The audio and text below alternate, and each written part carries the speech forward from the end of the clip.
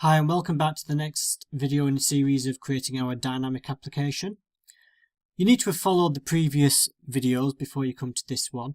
Hopefully if you have done in the last video you'll have created your Azure resources, and so now we're in a position where we're ready to deploy to them. So go on over to Visual Studio, and what you want to do now is right click the CoreData Web API project and choose Publish. So we're going to pick a target, we're going to use an app service. I'm going to say select existing, and the first thing I'm going to do is create a profile because I'm not actually going to deploy this straight away. So it's going to pick up my subscription by default, show my resource group, so we can see this agility resource group here, and we can see the API app here, so click OK.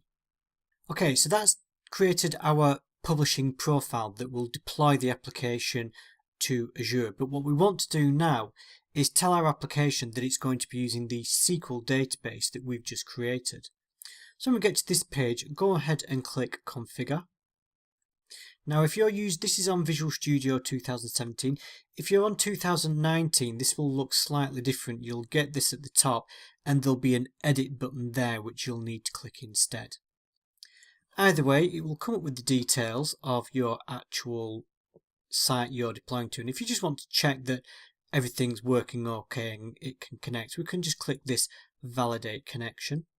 Assuming that is okay, we're going to go across here and click settings, and what we want to do is set this data connection. So go back to your connection string and just make sure you've got the server name copied again, and click this ellipsis here. We could paste the connection string in and input our username and password, but I'm just going to show you a UI way of doing it. So in the server name, let's click paste. Again, in the username and password, set the username and password that you created when you built the SQL server. Tell it to save the password. So we can click test connection now. That'll just make sure that our firewalls are open and that the username and password we've entered is correct. If you don't get a success there, you need to check that your firewalls have been opened both on your local machine or local network if you've got firewall rules, and also that you've added your client IP address as we showed in the setting up of the SQL server. You might also want to reset your password if for whatever reason you've typed it in wrong. Once that's succeeded, under the Connect to Database, click this drop down and hopefully it will then show your database that you've created. Once you have, if you want, you can click Test Connection again, but it should be fine at that point, so then go ahead and click OK.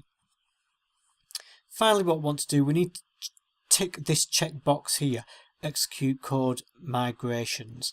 So what that will do is execute all the code migrations that we did manually as it deploys this release. So once we're done, click save, and then we can hit this publish button here. Once that's succeeded, and it might take a few minutes, it will automatically open a browser window to your newly created site. And as we did on our local development machine, let's go ahead and put /swagger on the end. And then we can go ahead and just make sure everything's working. So the first thing we'll do, let's go ahead and create an application. Let's just call it customers.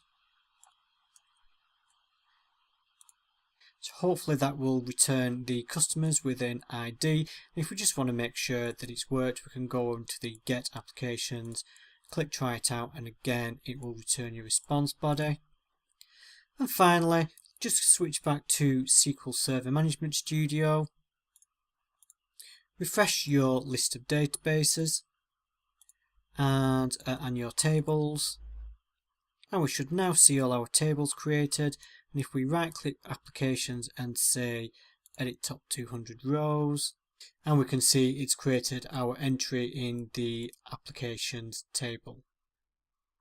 So if that's all done, you're going to need this URL for the next bit where we start building a UI, because that's what we're going to be posting and sending to in our console.